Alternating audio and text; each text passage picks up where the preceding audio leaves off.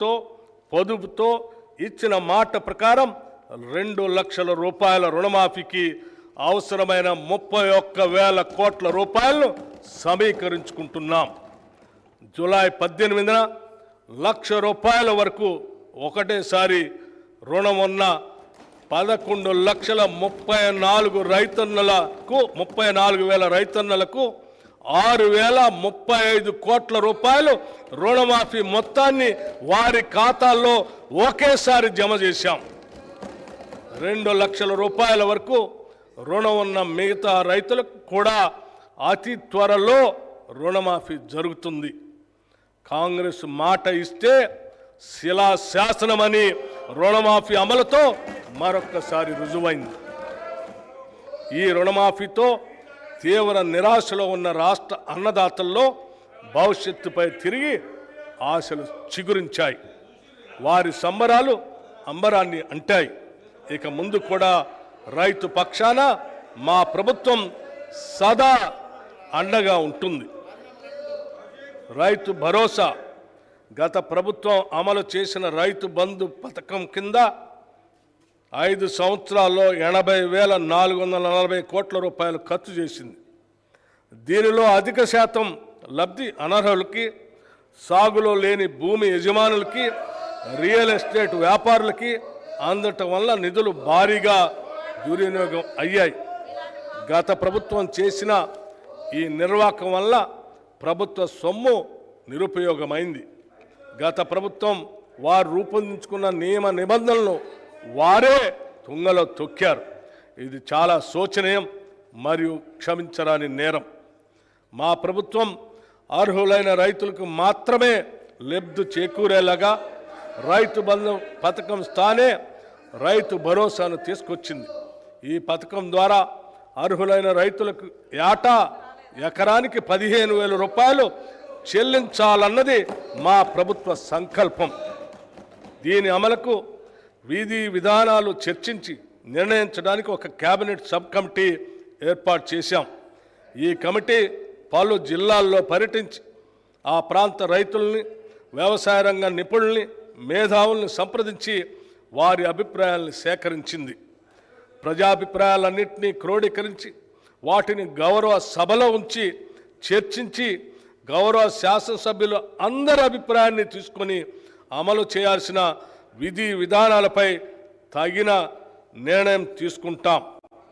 ప్రభుత్వ విధానాలు పారదర్శకంగా ప్రజల భాగస్వామ్యంతో ఖరారు చేయాలి.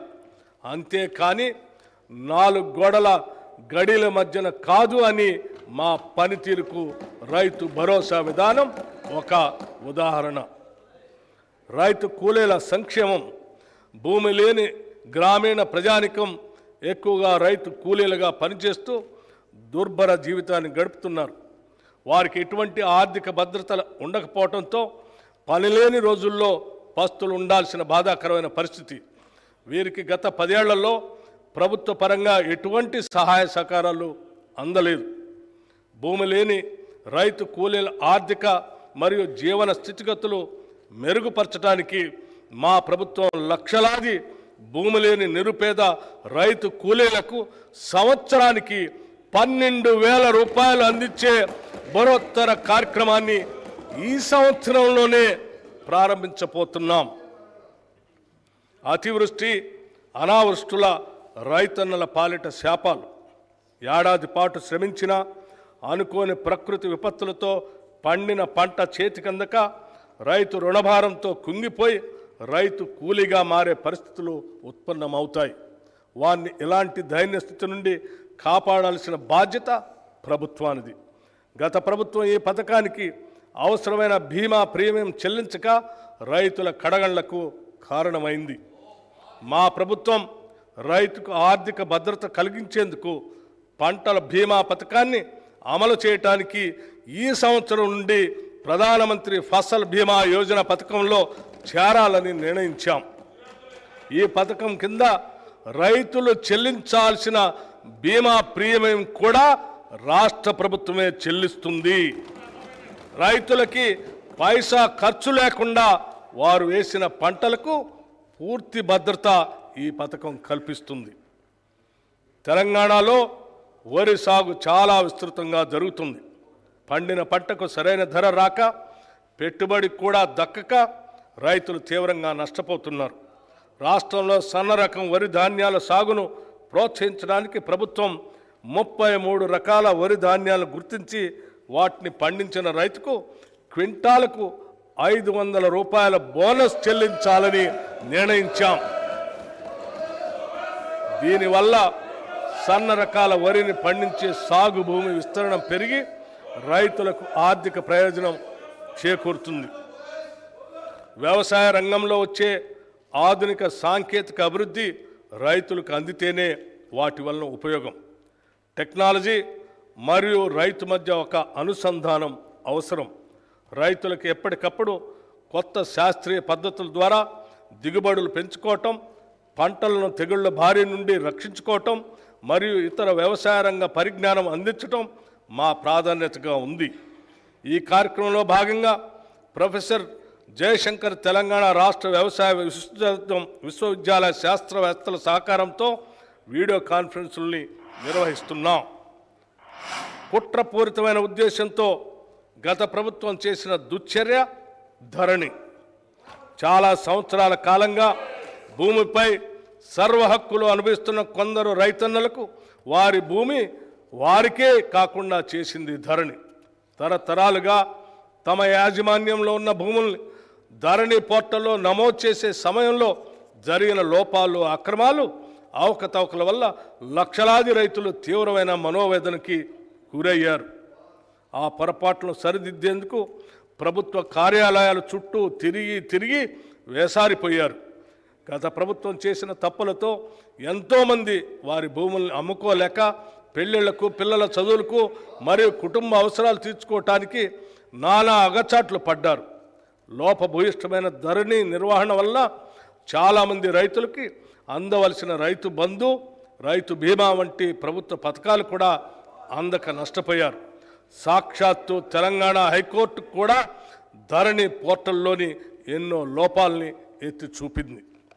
ప్రజలకు ఇచ్చిన హామీ మేరకు మా ప్రభుత్వం ఏర్పడిన తర్వాత జనవరి 2024లో ధరణి పోర్టల్ అమలు కారణంగా వచ్చిన సమస్యల్ని అధ్యయనం చేయడానికి ఒక కమిటీని నియమించింది.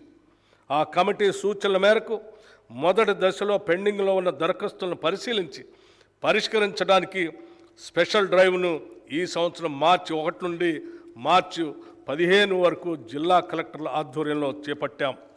మార్చి 1, 2024 నాటికి 2,26,740 దరఖాస్తులు పెండింగ్లో ఉండగా 1,22,774 కొత్త దరఖాస్తులు వచ్చాయి. మొత్తంగా ఉన్న 3,49,514 దరఖాస్తుల్లో మార్చి 1 నుండి నేటి వరకు 1,79,143 దరఖాస్తుల్ని పరిష్కరించాం.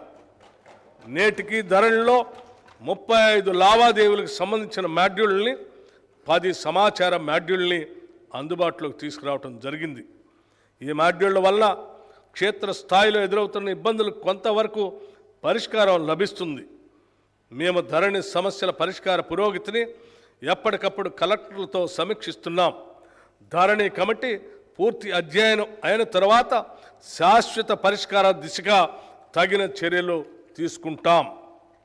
మన రాష్ట్ర జనాభాలో 47.3% ప్రజలు వ్యవసాయంపై ఆధారపడి జీవనోపాధి పొందుతున్నారు.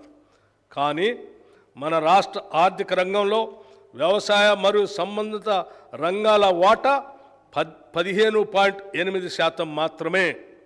ఈ రంగం యొక్క వాటా పెరిగినప్పుడు రైతుల ఆర్థిక పరిపుష్టికి దారితీస్తుంది. అందుకే మా ప్రభుత్వం రైతుకు అవసరమైన అన్ని విధాల చేయూత అందిస్తుంది. ఇప్పటి వరకు ఏ ప్రభుత్వం చేయనంత సాహసం మేము ఈ బడ్జెట్లో చేస్తున్నాం.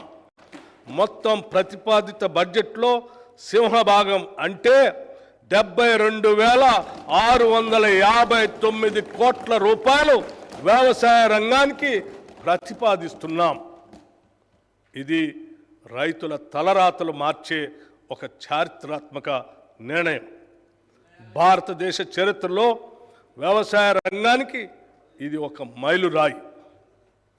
హార్టికల్చర్, ఆయిల్ పామ్ సాగు తెలంగాణలో 12.12 లక్షల ఎకరాల్లో ఉద్యాన పంటల సాగు ద్వారా 53.06 లక్షల మెట్రిక్ టన్నుల ఉత్పత్తి జరుగుతూ ఉంది. రాష్ట్రంలో